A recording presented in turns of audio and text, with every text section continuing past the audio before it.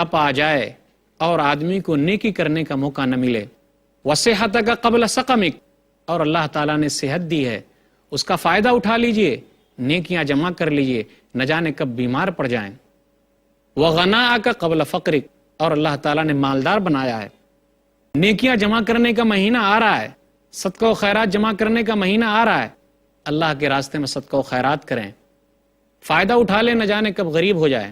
نبی صلی اللہ علیہ وسلم نے ارشاد فرمایا، اغتنم خمسا قبل خمس، شبابک قبل حرمک، وصحتک قبل سقمک، وغناءک قبل فقرک، وفراغک قبل شغلک، اور کہا خالی وقت جو اللہ نے نصیب کیا ہے، ہم کو دیا ہے، فائدہ اٹھا لیں، نہ جانے ہم کب مشغول ہو جائیں، اور اخیر میں کہا وحیاتک قبل موتک، اللہ تعالیٰ نے جو زندگی دی ہے اس کا فائدہ اٹھا لیں، نہ جانے کب ہماری موت آ جائے۔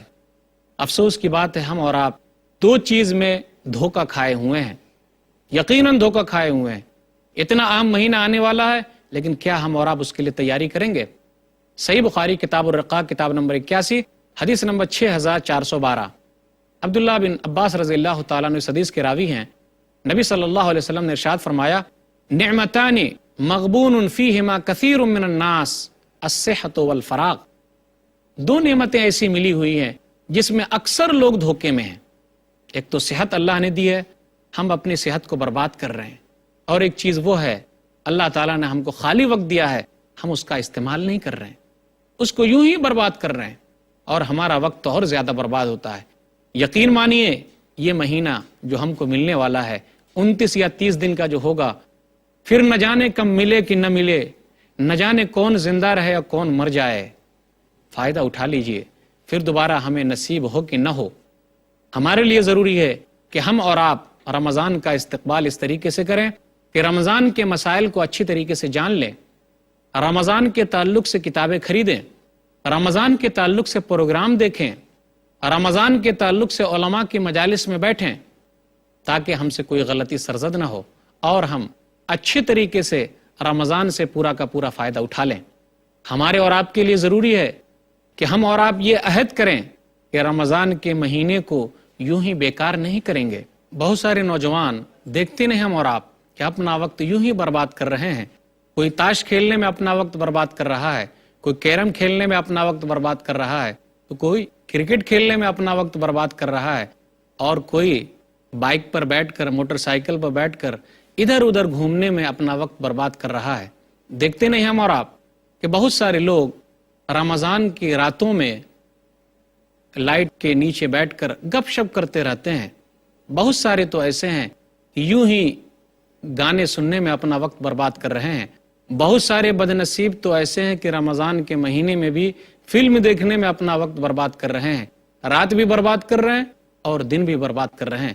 جی ہاں، ہم اور آپ کو ایسا نہیں کرنا ہے، رمضان کا استقبال اس طریقے سے نہیں کرنی ہے، بلکہ رمضان کا استقبال تو اس عہد کے ساتھ کرنا ہے کہ جی ہم اپنا پورا وقت اللہ کی عبادت میں لگائیں گے، ذکر و اذکار میں لگائیں گے، قرآن کی تلاوت میں لگائیں گے، اور اپنا وقت ہم برباد نہیں کریں گے۔ ہم سب کے لیے ضروری ہے کہ ہم رمضان کا استقبال کریں، کس طریقے سے کریں؟ اس طریقے سے کریں جس طریقے سے کرنے کا نبی صلی اللہ علیہ وسلم نے حکم دیا ہے۔ ہم بالکل تیار رہیں اور اپنے آپ کو تیار رکھیں۔ ہم اور آپ رمضان کا استقبال اس طریقے سے بھی نہ کریں کہ 1-2 دن پہلے ہی سے روزہ رکھنا شروع کر دیں، یہ صحیح نہیں ہے۔ ہاں، ان کو اجازت ہے جو لوگ ہر مہینے کے اخیر میں روزہ رکھتے ہیں تو شعبان کے اخیر میں بھی روزہ رکھ سکتے ہیں، اس میں کوئی حرج کی بات نہیں ہے، لیکن استقبال کے طور پر تاکہ یہ ہم امید رکھیں کہ ہم کو ثواب ملے گا، ہم رمضان کا استقبال کر رہے ہیں اور ان کے استقبال کے لیے 1-2 دن پہلے ہی سے روزہ رکھ رہے ہیں، تو ایسا کرنا صحیح نہیں ہے۔ نبی صلی اللہ علیہ وسلم نے اس سے منع فرمایا ہے۔ نبی صلی اللہ علیہ وسلم نے کہا، صحیح بخاری کتاب الصوم کتاب نمبر 30 باب نمبر 14 حدیث نمبر 1914، لا يتقدمن احدكم رمضان بصوم يوم او يومين الا ان يكون رجل كان يصوم صوما فليصم ذلك اليوم۔ رسول اللہ صلی اللہ علیہ وسلم نے ارشاد فرمایا، کوئی بھی آدمی رمضان کا استقبال 1 یا 2 دن روزہ رکھ کے نہ کرے۔ ہاں، اگر وہ آدمی ہر مہینے کے اخیر میں روزہ رکھتا ہے تو وہ روزہ رکھ سکتا ہے، اس کے لیے اس کی اجازت ہے، لیکن رمضان کے استقبال کے لیے ایک دو دن پہلے ہی سے ہم روزہ نہ رکھیں، یہ استقبال نہیں ہے۔ اسی طرح ہمارے اور آپ کے لیے ضروری ہے کہ ہم رمضان کا استقبال کریں۔ کیسے استقبال کریں؟ جو روزے ہمارے چھوٹ گئے تھے، اگر ہم رمضان کے مہینے میں بیمار پڑ گئے تھے تو ہمارے لیے رخصت تھی، ہم سفر میں گئے تھے، یہ چیز ہمارے لیے رخصت ہے۔ یا اسی طریقے سے عورتوں کے روزے چھوٹ گئے ہیں حیض کی وجہ سے یا نفاس کی وجہ سے یا کسی اور مجبوری کی وجہ سے، جو واقعی مجبوری ہے، اگر روزے چھوٹ گئے ہیں تو ہم اور آپ رمضان کا استقبال کریں اس طریقے کے ساتھ کہ وہ تمام روزے ہم پہلے ہی رکھ لیں۔ ماں عائشہ رضی اللہ تعالیٰ عنہ کہتی ہیں، صحیح بخاری کتاب الصوم کتاب نمبر 30 باب نمبر 40، متى يقضى قضاء رمضان، حدیث نمبر 1950۔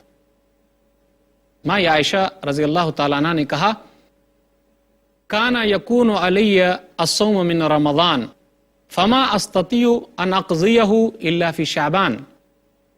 وہ کہتی ہیں کہ ہم لوگوں کے جو روزے چھوٹ جاتے تھے تو ہم لوگ ان روزوں کو شعبان کے مہینے میں پورا کر لیتے۔ یحییٰ ایک راوی ہے، وہ کہتے ہیں الشغل من النبی او بالنبی، کیونکہ نبی صلی اللہ علیہ وسلم شعبان کے مہینے میں مشغول ہو جاتے تھے اور آپ زیادہ روزہ رکھتے تھے، لیکن پورے مہینے آپ نے رمضان کے علاوہ کسی اور مہینے میں روزہ نہیں رکھا ہے۔ اگر کوئی آدمی شعبان کے مہینے میں روزہ رکھنا چاہتا ہے تو اس کے لیے ضروری ہے کہ وہ 15 شعبان سے پہلے ہی روزہ رکھے، اس کے بعد نہ رکھے، تاکہ اپنے آپ کو وہ نیکی کے کام کے لیے تیار کر لے اور رمضان کے روزے کے لیے تیار ہو جائے۔ ہم سب کے لیے ضروری ہے کہ ہم رمضان کا استقبال کریں۔ کس طریقے سے کریں؟ کہ ہم اپنی تیاری پہلے ہی کر لیں، خریداری پہلے ہی کر لیں، تاکہ ہم رمضان میں صحیح طریقے سے عبادت کر سکیں۔ بہت سارے لوگ کیا کرتے ہیں، رمضان کے مہینے کو گویا کہ کھانے پینے کا مہینہ ان لوگوں نے سمجھ رکھا ہے، اور لوگ کہتے بھی ہیں یہ سال بھر جو کھانے کو نہیں ملتا رمضان میں کھانے کو تو مل جاتا ہے۔ بہت سارے لوگ رمضان کے آخری دنوں میں عید کی تیاری میں لگ جاتے ہیں۔ کافی بدنصیب ہیں وہ لوگ جو اس طریقے سے اپنا وقت برباد کر رہے ہیں۔ بہت ساری عورتیں تو ایسی ہیں جو اپنا وقت زیادہ تر کھانا بنانے میں لگا دیتی ہیں۔ قابل مبارکباد ہیں وہ عورتیں جو افطاری تیار کرتی ہیں اور سحری بناتی ہیں، لیکن اس کا مطلب یہ بھی نہیں کہ اپنے لیے اور وقت نہ نکالیں۔ ضروری ہے ان کے لیے کہ وہ اس دوران بھی اللہ کا ذکر کرتی رہیں، اپنے زبان کو تر رکھیں، ذکر و اذکار میں مشغول رہیں۔ یاد رکھیے، افسوس کی بات ہے، بہت سارے بھائی تو ایسے ہیں جو ہوٹل بازی میں اپنا وقت برباد کر دیتے ہیں اور رمضان کے مہینے کو کھانے پینے کا مہینہ سمجھ کر یوں ہی برباد کر لیتے ہیں۔ جی نہیں، بالکل نہیں، ایسا نہیں ہونا چاہیے۔ ہمارے اور آپ کے لیے ضروری ہے کہ جب رمضان کا چاند نظر آئے، ویسے تو تمام چاند جب نظر آئے تو یہ دعا پڑھنی چاہیے، لیکن جب رمضان کا چاند نظر آئے تو ہمیں چاہیے کہ ہم یہ دعا پڑھیں۔ سنن الترمذی کتاب الدعوات کتاب نمبر 45 باب نمبر 50 حدیث نمبر 3451، اللہم اہللہ علینا بالیمن والایمان والسلامت والاسلام ربی و ربک اللہ۔ اے میرے رب، ایمان اور سلامتی کے ساتھ اور اسلام کے ساتھ اس چاند کو ہم پر اگا دے۔ اے چاند، میرا اور تیرا رب صرف اللہ ہے۔ تو ہمیں خوش ہونا چاہیے، اس کا استقبال کرنا چاہیے۔ افسوس کی بات تو یہ ہے کہ بہت سارے لوگ پٹاخے پھوڑ کر رمضان کے چاند کا استقبال کرتے ہیں، ان کا یہ طریقہ صحیح نہیں ہے۔ نبی صلی اللہ علیہ وسلم سے ایسی کوئی بھی چیز ثابت نہیں ہے۔ ہم سب کے لیے ضروری ہے کہ ہم رمضان کا استقبال کریں، انتہائی خوش ہو کر کریں، خوش و خرم رہیں، جوش و خروش کے ساتھ اس کا استقبال کریں۔ دیکھتے نہیں، یہ دنیا ہمارے لیے چند دن کی ہے، ایک دن ہم مر کے چلے جائیں گے۔ یہ دنیا دارالعمل ہے، اگر یہاں ہم عمل کریں گے تو اس کا ثواب ہمیں ملے گا۔ اللہ تعالیٰ نے اسی کے لیے تو ہم کو بھیجا ہے۔ ایسا تو نہیں ہوتا کوئی آدمی کانٹا بوئے اور اس کے ذریعے پھول اگ جائے، ایسا نہیں ہو سکتا۔ جو جیسا کرے گا ویسا پائے گا۔ ہم یہاں اچھا کریں گے، مرنے کے بعد اچھا پائیں گے، اور اگر یہاں برا کریں گے تو مرنے کے بعد ہمارا برا ہوگا۔ اس لیے تیار ہو جائیے، نیکیوں کا مہینہ آنے والا ہے، پھر یہ ملے کہ نہ ملے۔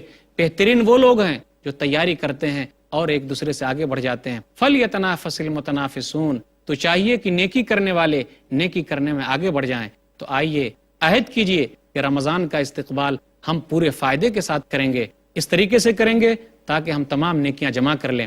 اللہ تعالیٰ سے دعا ہے کہ اللہ تعالیٰ ہم لوگوں کو رمضان کا استقبال صحیح طریقے سے کرنے کی توفیق دے، آمین۔ وآخر دعوانا الحمدللہ رب العالمین، وصلی اللہ علی نبینا محمد وآلہ وصحبہ اجمعین، والسلام علیکم ورحمۃ اللہ وبرکاتہ۔